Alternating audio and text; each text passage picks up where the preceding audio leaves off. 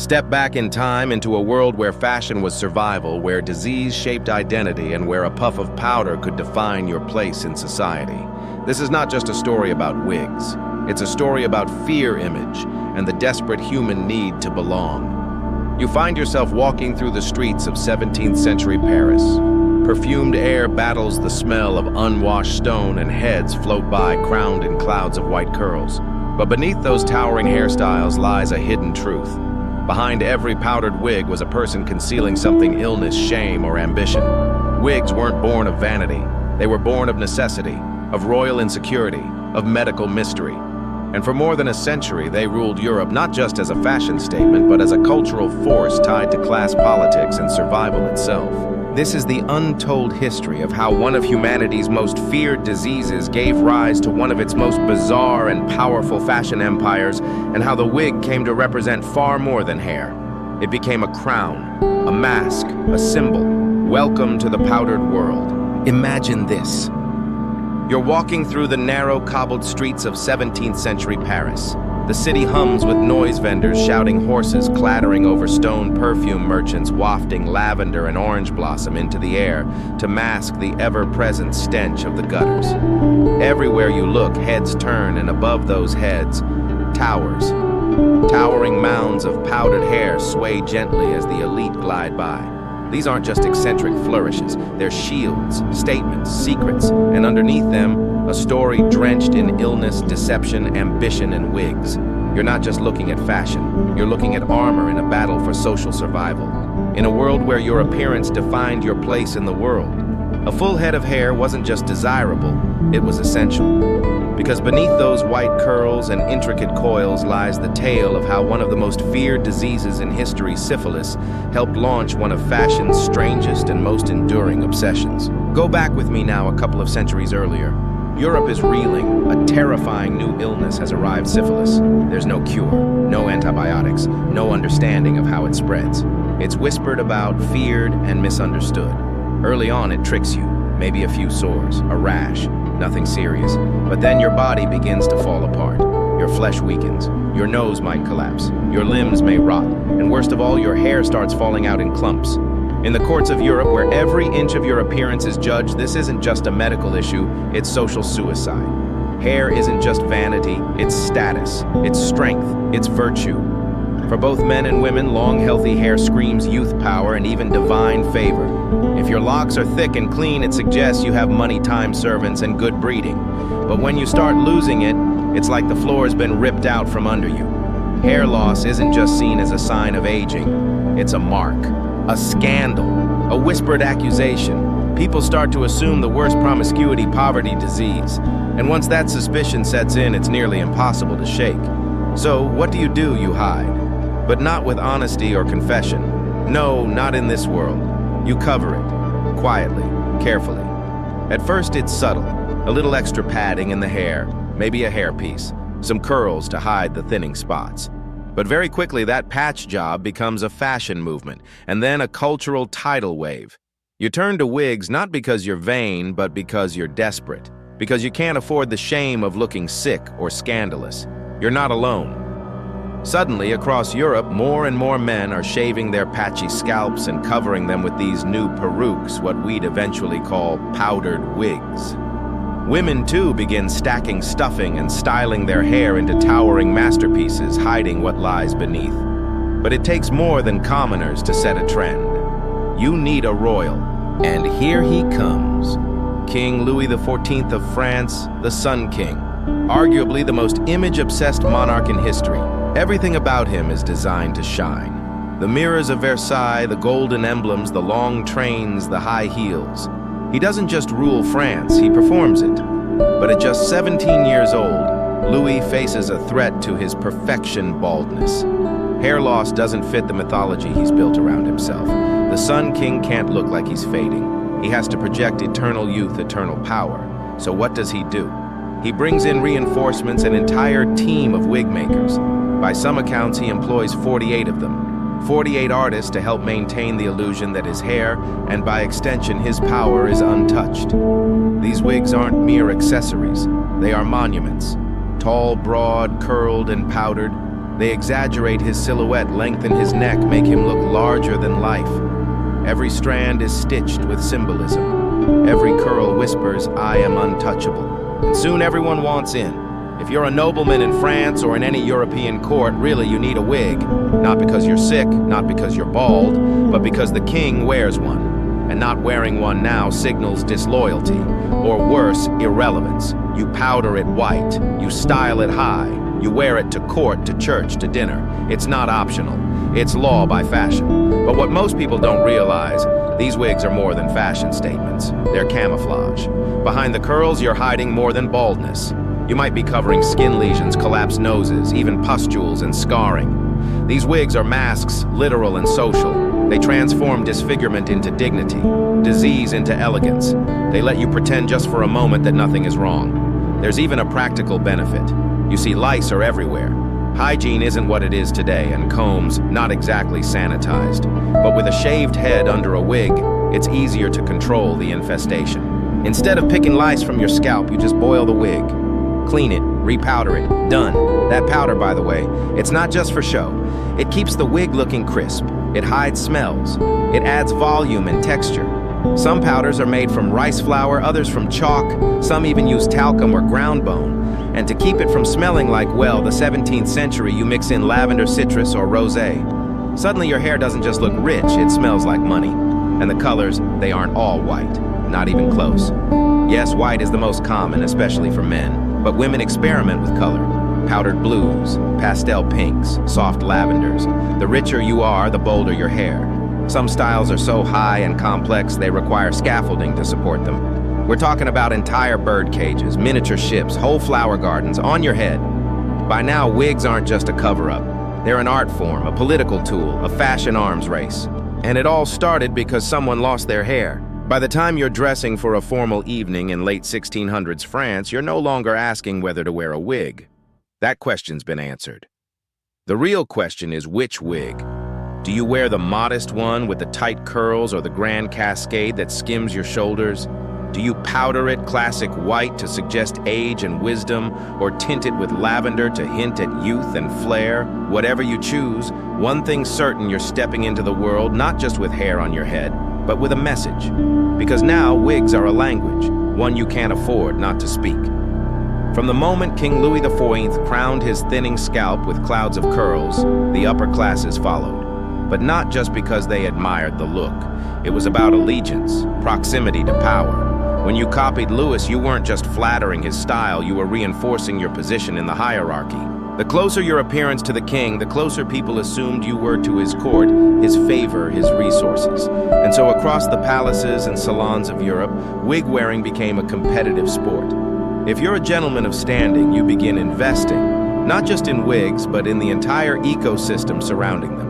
Wig powder, wig brushes, wig stands. You hire valets trained specifically in wig maintenance. You coordinate your hat style and wardrobe around the height and structure of your wig. Even your seating arrangements at parties might depend on how wide your curls extend. Then something strange starts happening. Everyone else wants in. Blacksmiths, bankers, butchers. They may not have a title, but they do have ambition. They see what a powdered wig can signal, and they start adopting the look. For the emerging middle class, this isn't just fashion, it's access. Wigs become a ladder, a disguise, a shortcut into a world previously walled off by birth. But the aristocracy, it doesn't take it well. You might be walking through a Parisian salon when you overhear a nobleman scoff. Did you see who's wearing a peruke now? The shoemaker's son. They're horrified. The markers of class are slipping. Their exclusive style has gone public. Imitation, once flattering, now feels threatening. So what do? They escalate. If everyone has a wig, yours needs to be bigger, taller, pricier, more absurd. The elite begin adding ornaments, not just bows and ribbons, but miniature birds, actual ships with sails, tiny gardens. It's not unheard of for a lady's wig to be so tall and heavy that she has to tilt her head to enter a doorway. Some wigs even come with internal structures of wire and padding to support their weight like scaffolding for a monument. And these aren't weekend indulgences. They're part of daily life. You might wake up, spend hours getting your hairpiece powdered and styled, then attend a dinner party where everyone is doing the exact same thing. But even amid the extravagance, the original purpose of the wig remains. You're still hiding something. Maybe it's a scar from smallpox, or lesions from syphilis, or simply the shame of thinning hair in a world that equates baldness with weakness. The wig is your protection not just from judgment, but from discovery. It's your barrier between private suffering and public perception, and the more elaborate the wig, the more complete the illusion. This is where the phrase bigwig is born. It's not metaphor at first, it's literal.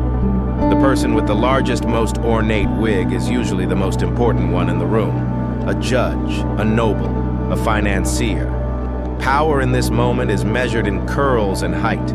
By now, wig making is no longer just a craft, it's a full-blown industry. France, ever the fashion capital, formalizes it. A wig makers guild is established, setting standards and regulating the trade. If you want a high-quality wig, you go to a master craftsman. Some wigs take weeks to make and cost the equivalent of several months' wages for the average worker. And for those who can't afford a new one, you buy used. Yes, wig resale becomes a thing. People repowder and resell old wigs, often without disclosing where the hair originally came from. Some wigs are made from horsehair. Others use human hair, often gathered from barbershops or in darker whispers graveyards. There's always a risk lice disease contamination, but vanity tends to win out. Eventually, England catches the fever too. You walk the streets of London in the early 1700s and powdered wigs are everywhere. Barristers, judges, lords, even merchants adopt the French look. Wigs become part of legal and ceremonial dress, a tradition that, believe it or not, still survives in British courts today.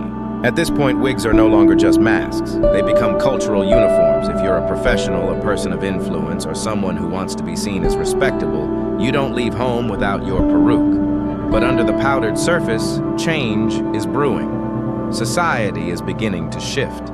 Enlightenment thinkers are challenging old institutions. Revolution whispers through salons and coffee houses, and fashion, like everything else, starts to evolve. People are beginning to question the absurdity of these towering hairpieces. The cost, the time, the maintenance. Some whisper that the wigs are outdated, that they're relics of a decadent past. But for now, the style still holds. You're standing at the edge of an era.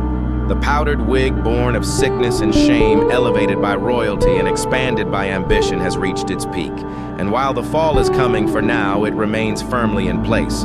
A crown for the sick, a throne for the stylish. And for everyone else, an invitation to pretend. By the time you reach the late 1700s, you start to notice something in the air.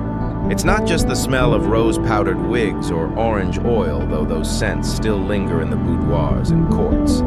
It's something heavier, a tension, a shift. The powdered empire, built on curls and concealment, is beginning to wobble. You sense it in the streets of Paris, where whispers grow louder. The people, tired, hungry, angry, are looking up at balconies at feathered wigs, jeweled hairpieces, and powdered nobles, and they're not impressed. In fact, they're furious. The elaborate hairstyles, once worshipped as signs of class and sophistication, now read like arrogance. The wig has become a symbol of distance, of a ruling class detached from reality, floating above in clouds of perfumed powder while the rest of the country starves. You're no longer just someone wearing a wig. You're someone representing the problem. The tipping point, the French Revolution. It's 1789. You hear the clamor of revolution echoing through the streets. Bread riots turn into rallies, rallies turn into marches, and soon heads start to roll both figuratively and literally. Fashion doesn't just follow politics, it is politics. Suddenly wearing a powdered wig isn't just impractical, it's dangerous. It marks you as part of the ancien regime, the old order. The wigs once your armor now make you a target. The towering curls you once wore with pride now scream aristocrat, elitist, enemy. And so you do what anyone trying to survive a revolution does: you adapt. You remove the wig. First, slowly, subtly. Maybe you stop powdering it so white. Maybe you let your natural hair peek out beneath the sides. Maybe you wear it a little smaller, a little less grand. But eventually the shift is undeniable. By the 1790s, wigs are disappearing from everyday fashion. You might visit a former noble's home and find their wig stand empty, their hair grown out or chopped short in the new style of the sans-culotte, the working-class revolutionaries. Wigs, once proudly displayed, are now hidden, packed away in drawers or trunks. And the powdered salons that once brimmed with gossip and curls are quieter now, replaced by modest cuts and practicality. Even across the channel in Britain, change is happening. You walk the cobbled lanes of London and you see fewer men in curled perukes. Influential thinkers, merchants, and even parliamentarians begin adopting shorter, simpler hairstyles. They want to appear in touch with the people, not cloaked in extravagance. The fashion is leaning toward naturalism, rationality, and restraint. Then in 1795, the powdered wig gets its final blow. You wake up to news of a new tax in Britain, a tax on hair powder. Yes, Parliament has passed legislation requiring anyone who wants to continue wearing powdered wigs to pay an annual fee of 1 guinea. It's a small fortune for the average person, and suddenly that once essential puff of white on your head costs real money. For some, this is the final straw. You see it overnight. People abandon the powder. They shear their wigs, or ditch them entirely. A political statement and a financial decision all at once. And just like that, the empire of powdered wigs begins to crumble. By the early 1800s, wigs are practically extinct in everyday life. You might still see them in the courts on judges and barristers where tradition clings tightly. And in ceremonial roles, they remain symbols of formality and age-old authority. But as a cultural phenomenon, they're gone. What remains is memory and irony. You still use the phrase bigwig, though now it's metaphorical. A nod to a time when status really was measured in inches of hair. You look at oil portraits in museums and see clouds of curls, once so powerful, now frozen in time. They look strange, outdated, maybe even silly. But you remember what they meant. These wigs, comical as they may seem today, were once shields. They masked disease, protected reputations, proclaimed allegiance. They were born of desperation and grew into declarations of dominance. They weren't just fashion. They were a way to survive in a world obsessed with image and terrified of imperfection. So now when you see a portrait of some Baroque noble chin, lifted curls flowing like a marble waterfall, you look a little closer. You wonder, what were they hiding? Maybe illness, maybe fear, maybe ambition, or maybe just themselves. Because that's the truth beneath the powder. The story of the powdered wig isn't just about style, it's about survival. It's about how people adapt, conceal, and perform their roles to stay safe, relevant, or powerful in a world that won't allow them to be anything else. And in that way, it's not so different from today. Different costume, same game. You trade the powder for filters, the wig for profile pictures, but the desire, it's still there, to appear whole, strong, untouched, to build a crown from what you've lost, to wear your mask so well that no one sees the fear underneath. And that, perhaps, is the real legacy of the wig. Not just a puff of powder on a wooden head, but a symbol of the lengths you'll go to be seen to belong to, survive.